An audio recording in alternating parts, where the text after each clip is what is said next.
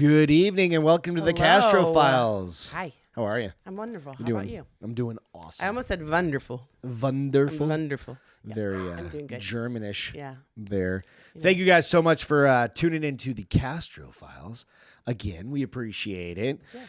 Go out, check us out on iTunes, Spotify, if you want to listen to the audio. And then we post everything out to the Castro Files out on Instagram. That's where you can find us for all the images from the show. Right. And then hit that like and subscribe if you don't mind. And then share the show, of course, right? Right. Sharing is caring. Sharing's caring. I'm just saying. Kind of cheesy, but It's true. it means a lot to us. It really does. You've got a creepy one tonight. I do. So I'm excited to hear about it. Let's go. It is called, the name of the story is Demons in the House. Okay. And it comes from a book called Horror Stories, Terrifying Real Stories of True Horror and Chilling Murders. Nice. And it's by Hannah J. Tidy. All right. So Let's go, Hannah J. Yeah. Tidy. Let's hear about it. So real quick, you wonder what we do with the notepad and stuff. We write notes so we don't interrupt, and I can go back and ask all the questions. Yeah, I think sometimes we need to get better about like talking after the story, but sometimes it's just too good to like not open it up right then and there. Yeah, exactly. So. All right, jump in. Let's hear it. All right. So again, this is called Demons in the House. Okay. Imagine that you finally found your dream home. It's a big house, a sprawling property, the right size to entertain visitors in gracefully, the perfect distance from work and school, and most importantly, the right price. Ben and Jamie Shea found such a house. Hey, dreams come true, right? Absolutely. But sometimes we also forget that dreams can turn into nightmares too. What do they say about something that looks too good to be true? Let's find out. I was just going to say too good to be true. Yep. In October 2003, Jamie and Ben Shea were looking for their dream home. They finally happened upon a house in Markham, Arkansas. The house was old but beautiful. It also had enough space in the house for their family of 5, which was Jamie, Ben, and their 3 children, Tori, Bridger, and Jackson.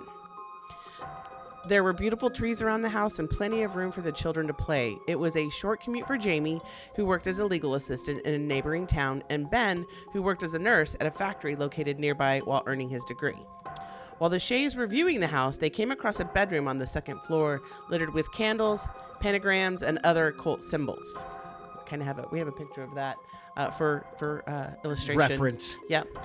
While the couple was initially disturbed by the sight, they didn't overthink it. Ben assumed that local teenagers might have gotten into the house and just messed around. So without further ado, the couple made an offer on the house, and it was accepted. The Shea family soon moved in and settled down to routine. Ben worked the night shift at the factory and came home to sleep until 2 p.m. He would then leave for his classes. Jamie hired an experienced babysitter to take care of Jackson, who was 1 year old at the time. Everything seemed to be moving along fine. One day, after Jamie left for work and the 2 older children were at school, Ben was fast asleep in their bed. The sitter, who was supposed to be taking care of little Jackson. Suddenly, Ben woke up with the sound of their son crying. The noise was coming from the baby monitor kept next to Ben's bed. At first, Ben thought nothing of it, calling out to the sitter to take care of the baby. The crying, however, persisted. Ben got up and called out to the sitter, but no one answered. Groggily, he made his way up the stairs to the baby's room, still calling the sitter as he went. Ben got, again, no response. When he went inside the room, what he saw completely surprised him. Jackson wasn't in his crib. There was just the baby monitor. Still no more than puzzled, Ben went back downstairs to the living room. There, he found a note that the sitter had left saying that she'd taken the baby and gone shopping and would be back soon. There was no one in the house apart from Ben. Baffled, he knew he hadn't imagined the cries, yet there was no sign of where the noise had come from. Freaked out, he couldn't make heads or tails of what had just happened. He decided to say nothing to Jamie about the occurrence. What? What? Yeah, no, there's nobody there, so. Yeah, no, I understand that. Like, you don't bring that up to your wife. Like, Maybe he thought I thought I heard dreaming. the cat meow behind me, and I'm like creeped out, and Yeah. he was asleep in the bed. I mean, sometimes you think you hear things that aren't really happening when you're asleep. So was he maybe dreaming? You know. So Bridger, Ben and Jamie's 5-year-old son, had the bedroom where they initially found the candles and the symbols.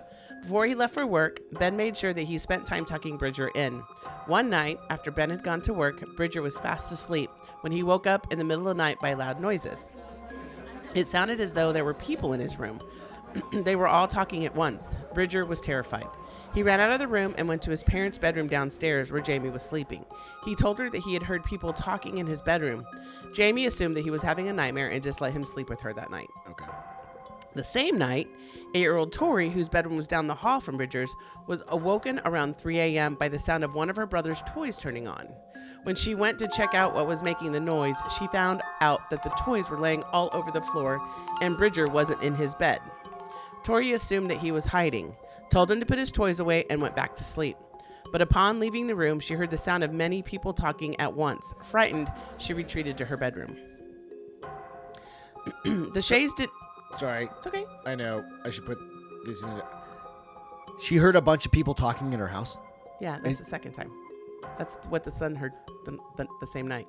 Why aren't they getting out of this house? I don't understand people that do this, that live in this house, and if I randomly heard just random, and I know my house is locked up, I'm getting out of or I'm burning it down. Okay. One or the other. What are you doing? You just I'm going back to bed? reading the story. Sorry. The Shays didn't mention the strange happenings that they were witnessing to each other. Sorry, excuse me. And nothing else happened for a few weeks. Then, one night, while the kids were asleep and Jamie was sitting and working on some accounts, she suddenly heard footsteps. Jamie got up to investigate because it sounded as if the kids were running up and down the stairs. She called out to them to get back in bed, but got no response. When Jamie went back to the table where she had been working, there was a sudden bang in the next room as if the door had just been forcibly shut.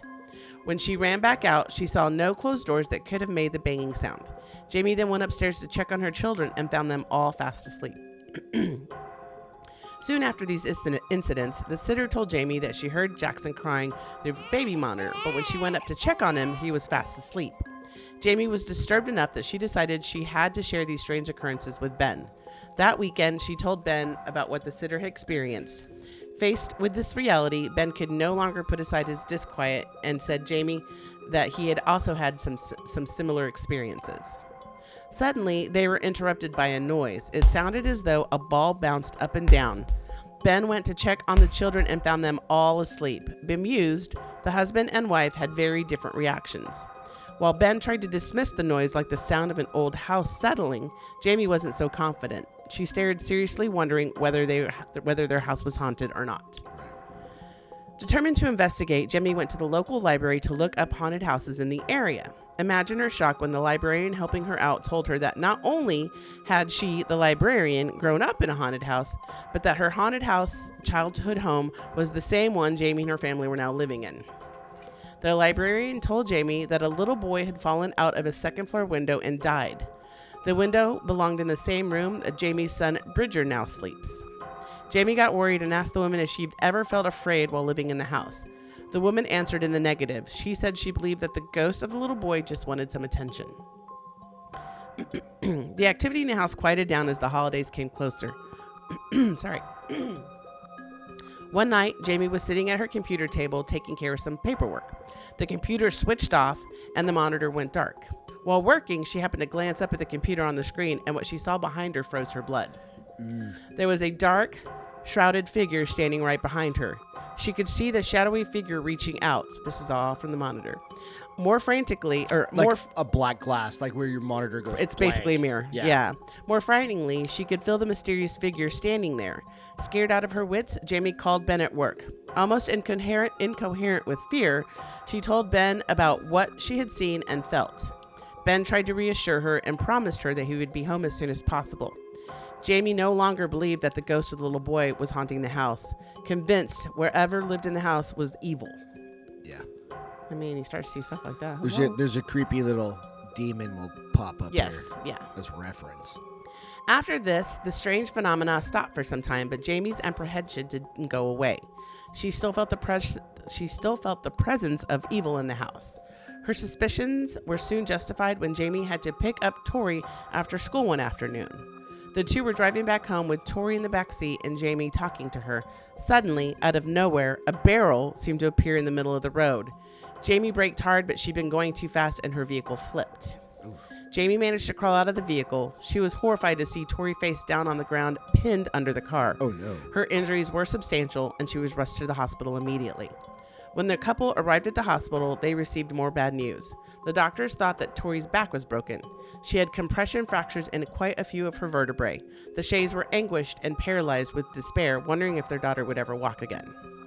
Jeez. Eventually, the hospital released Tori back to her parents. She was able to come home 2 weeks after the incident, just in time for Christmas. However, she was bedridden. It would take long months of recovery and physiotherapy, which is physical therapy, before she could regain the use of her legs. For several weeks afterward, Ben and Jamie were too focused on Tori's recovery to pay much attention to any unexplained activity. However, all that changed one night. Bridger came downstairs complaining that the people in his room weren't letting him sleep. Disturbed, Jamie left her son with his father and went upstairs to check on the baby. Fortunately, the baby was sound asleep. Well, like a baby. He hadn't been disturbed by noises that had frightened his brother. Unsettled, Jamie went back downstairs. She and Ben agreed that Bridger would sleep in their room that night. All went well until the couple and their son fell asleep. Suddenly, Jamie felt as though someone was tugging at her hair. Assuming it was her husband teasing her, she asked him to stop. However, when she turned around to look, Ben was too far away to have done anything. While the couple looked at each other in shock, the bed started to shake violently. They jumped out of bed and Jamie grabbed Bridger while Ben went upstairs to get the baby. They spent that night in the living room with Tori where she'd been sleeping since her incident. So it's starting to escalate. After and during that night of terror, Ben and Jamie decided that they needed help to figure out what was going on in their home. They got in touch with the Central Arkansas Society for Paranormal Research, or CASPR. That's easier. The researchers agreed to come and check out the house. Once Tori was recovered enough to be moved, they sent her to the sitter's home along with her siblings. That night, the investigators arrived. It was a husband and wife team who also brought along their daughter. Alan Gold, concentrating on finding evidence to verify the haunting, while his wife Angela and their daughter Violet were psychics. Another paranormal investigator, Karen Schilling, accompanied them. So it's a team of 4 people. Right. So it's a family, and then the fourth one is somebody they work with. Yeah. Karen had discovered that the house was more than 200 years old, used as a way station or a stopping point in long journeys at one point in time. The fact that so many people had lived in or passed through the house made it fertile ground for paranormal activity. Angela and Violet decided to walk through the house to figure out if they could feel anything. In the meantime, Alan set up his equipment, consisting mainly of cameras in all the rooms. When the 2 women got to the second floor, they immediately had a bad feeling, and that feeling seemed to originate from Bridger's room. When the 2 psychics went into the room, Violet sensed that there was someone in the room besides them. At first, the presence seemed benign, perhaps frightened. She felt that it wanted to make contact with them, but was too afraid. Suddenly, the room filled with people, all loudly talking and giving general feeling that the 2 women shouldn't be there. And then, all the loud noises with the people talking disappeared as quickly as they had appeared. And the 2 women were fearful as the presence that came next in the room radiated pure evil and was devoid of any humanity. The women went back downstairs and told Jamie and Ben Shay about what they had found. Okay. Go ahead. So it's something that's controlling everybody else, all the other spirits in the house. Something like that, right? That's what I'm getting out of that. Like You're on the right track. Okay. Yeah. Angela decided to try to communicate with different spirits. She pulled out a Ouija board. Ben wasn't too impressed and decided that he would handle the planchette off the board so that there would be no pushing or pulling. Angela started asking questions of the dark entity. At first, nothing happened. However, soon the planchette began to move. In response to the question, "What is your name?" the word S-E-T-H was spelled out. After a few more questions that got an indifferent response, Alan decided to ask the spirit when it had lived. The reply was chilling. Never, it answered. The answer shocked the investigators and the couple alike. They weren't dealing with an ordinary spirit here. If Seth had never lived nor died, chances were that he was a demonic entity. Ben removed his finger from the planchette and held on to his wife's hand, but when he did that, the planchette started moving all by itself. Ooh, jeez. Alan asked the entity whether they had seen it. The answer was yes. Suddenly, the planchette moved across the board and pointed towards the monitor that was connected to the camera upstairs. Remember her monitor? Mm-hmm. Ellen switched on the monitor. Oh, no, this is a different one. Ellen switched on the monitor. Then the whole party watched in terror as a black shrouded figure moved from the hall into Bridger's room. It seemed to be floating at one time and swaying at another. Its movements were genuinely inhuman. Most of all, there was such a palpable sense of evil and malice emanating from the thing that everyone assembled in the living room downstairs could feel it. The investigators asked the Shea if they'd done anything, such as fortune-telling, conjuring, attracting the entity. The couple replied no. Then they remembered what they found in the Bridger's room before moving in. All signs of an occult ceremony. Yeah, come on. Yeah. The investigators looked concerned. They said that whatever had been performed, the ritual left some sort of gateway open through which an entity such as Seth could get through, and this is what they feared had happened. Angela and Violet decided to perform a ritual cleansing to drive the evil spirit away. As though it had overheard their plans, the mood suddenly started taking the planchette and moving again. Then the light started flickering. The two psychics lit sage and started chanting a prayer, asking God to protect the house and to help get rid of any negative spirits there. They let the smoke infuse every part of each room, starting in Bridger's room. They felt as though Seth was pushing back against their chests, trying to get them to leave the house or trying to get them to leave the house alone. They persevered, however, and after a protracted battle, they were able to drive Seth away from the property. To ensure that he couldn't return, they drew a line of salt around the house. Since salt is considered a pure substance, it's believed that evil and negativity cannot cross it.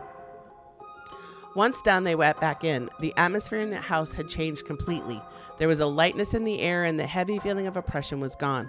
There was no sense of evil and menace that lived in the house alongside the family for so long. The entity was gone. But the human spirits who had been trapped there by it would stay. Exactly what you said. The friends and family of whatever. Of Seth. All the people are just going to be talking. Well, they were people who couldn't leave because Seth was there. Okay. But there was no sense of evil from them, said the investigator. So these were people who were just kind of trapped there. Yeah. The Shays thanked the investigators profusely and considered problem solved, and their children would now be safe.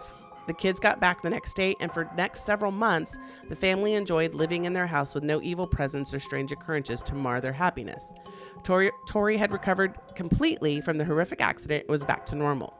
The family considered her recovery a miracle, considering how bad her injuries had been, but sadly, these worry-free and happy days were not to last. Oh, shit. One weekend, after the kids had gone to bed, Jamie sat in the living room working. She was talking to Ben when suddenly they heard an unearthly sound behind them. They turned to see Bridger standing there. Stunned at the noise he had emitted, Jamie asked him if he was feeling all right. Bridger made no reply. He just stood at the bottom of the stairs and stared at his parents. Concerned, they quickly moved to him, and Jamie caught hold of his arms. All at once, it was though Bridger had woken up. He stared at himself and looked at his parents in terror, asking, "How did I get down here?" Ben and Jamie had been horrified. They believed that the entity called Seth was gone. There had been no paranormal activity, no unexplained noises, and no sense of oppression in the house. Now it felt as though all of it came rushing back. Jamie left Bridger with Ben and ran upstairs to get Tori and Jackson. She ran into Jackson's room and grabbed him from the crib. As she ran out of the room, she heard voices. There were two of them, and they kept getting louder and louder. Terrified, she came out into the hallway facing away from Bridger's room and found Tori standing in front of her, transfixed with terror. When she ran towards her daughter, she realized that Tori was staring at something behind her. Slowly, Jamie turned around. The sight that met her eyes was unbelievable and genuinely horrifying. There in the doorway of Bridger's room stood what looked like the same entity that they had driven out many months earlier. Jamie couldn't believe her eyes. It seemed as though Seth and all of the evil this maleficent presence had at its disposal were back in the house. Jamie grabbed Tori and ran down the stairs. She was terrified and kept thinking they weren't going to get through it this time. Again, the family left the house right then and there and piled into their minivan. They knew that if they continued to live there, they would have to go through the terror all over again. The next day, the couple put their house on the market, and they moved into an apartment in an area. Soon after, Ben got his degree, and so the family made their home far away from what had once been their dream home. How the entity came back to the house or how the entity got in is something of a mystery. They speculated that the gateway that was opened by the people that had performed the occult rites before the Shays moving in was too powerful and could not be properly closed. The evil void would be open permanently. Therefore, even though Seth was gone, other demonic entities could continue to find their way into the house. The family gave up on their dream house, realizing that the unfortunate place was going to stay haunted, and so they decided to make a new and happy life for their family elsewhere. While a lot of skeptics may point out alternative explanations, there is no doubt whatsoever that something strange and unnatural was happening in that house. Credulity is not something that seems to be the case here because Ben, at least, was not a believer. However, what he and his wife and children personally witnessed and underwent changed his mind. There can be a lot of reasons evil is present. Maybe it's been invited there, or perhaps it merely has existed on that place all along. One cannot speculate because they are limitless explanations. However, faith and good intent go a long way in removing this evil from our presence. Angela and Violet demonstrated that faith and useful purpose. They also showed strength and determination in the face of evil and were able to chase it out with the forces of their conviction and good intentions. This is perhaps the real lesson to be learned from this tale. Dude, I have so many things to say about this one. Okay. Come on. Number one, you roll into you're looking at houses. We moved to Texas. We looked at 23 houses. Right. In 2 days. Right. There wasn't a pentagram anywhere. No, and if there is, you should run. Even if you're selling a house, rule number one, Get rid of it. Get rid of the pentagram drawings on the floor, right? I don't even care if it's going through a foreclosure, something like that. Just note to self. I'm not buying a house. The other thing too is if there's a house I really like it and has a pentagram, after I buy it, I'm bringing someone in to cleanse it. No, I'm not buying the house.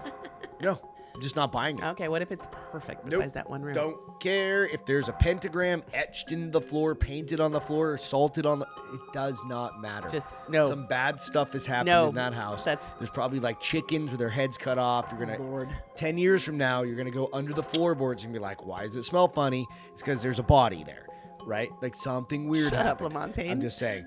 So, and that was number my one. next note was burn it down. Literally, I wrote that down. Pentagram, what? Burn it down. So, Seth. Why does a demon choose the name Seth? Maybe it was still trying to not come across as a demon. It's trying to come across as a dude. A person. Like a total frat guy. That's what I was thinking. This is what came to mind. Blonde demon with a mullet. Oh, Lord. Well, the That's 80s are back, so yeah. Right? So it probably was trying to get... glasses. It was probably trying to get them to not think of it as a demon so that they would not Seth? abolish it. I mean, it's not like one of the crazy it is names. kind of a different name, right? But it's not like Gormagon or something right. like that, you know? Yeah. So, and then the witches... So, you made me think about... Because it's a 200-year-old house, right? Right. There was a house in New Hampshire on this, like, back road that I grew up in. I grew up in New Hampton, New Hampshire, little tiny town, and there was like this little house, little 2-story, kind of like this is where I go back to, and we always called it the witch's house. And there was some lady that lived there. We never saw her, ever. She wasn't the witch, more than likely, or maybe she was. I don't know, but nobody ever saw her. But it was this old house, and that's the house that came to mind on this. I'll see if I can find a picture of it. I probably can't, but it's probably since been not burned down, but taken down. Taken it, rebuilt, or... Yeah, and then lastly, don't bring a Ouija board into your house. So Stop the Ouija board wasn't the cause of the boards. problem, though. That I could see if there wasn't a problem there, you probably don't want to open up that... gateway, anything. But there was Just already a note to something self. there, so they were just trying to figure out how to communicate with it. Yeah, no, don't do it. I do very much like that finally when it came back the second time, they were like, and we're out. Absolutely. Bye-bye. I know. Great story. Thank you you so much. Before you guys head out, go out, check us out on Minor League Studios. Looking at the Castro Files page, you can find tumblers and drink cups and shirts baseball caps and all sorts of stuff like that. Cool stuff. We'll have the phone link covers and there's you all name sorts it. of aliens and cool stuff out there. So go check that out if you don't mind. We'll put the link in the kind of down in the comments for you. But thank you so much. Yes, guys. Again, thank you for joining us. I appreciate your good story. That's an awesome one. Have a great night. We'll see you guys. next Have time. a great week. Cheers.